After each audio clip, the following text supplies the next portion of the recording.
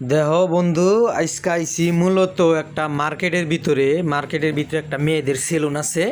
এই সেলুনের দুইটা এসি আমরা কিনে নিছি। মূলত এই সেলুনটা বন্ধ হয়ে যাবো, কাস্টমার নাই, তাই আমরা এসি দুইটা কিনে নিছি।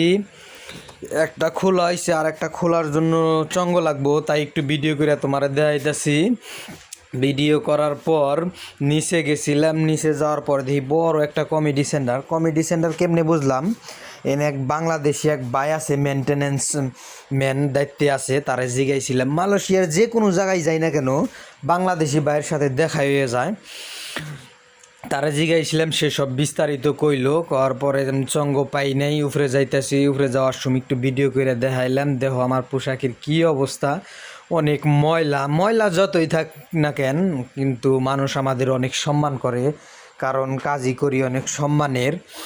2 তলায় ওঠার পরে দেখি সোফা, তারপরে মিরসোফ, ওয়ার্ডরোব, তারপরে শোকেস, সব কিছুই আছে, এভরিথিং।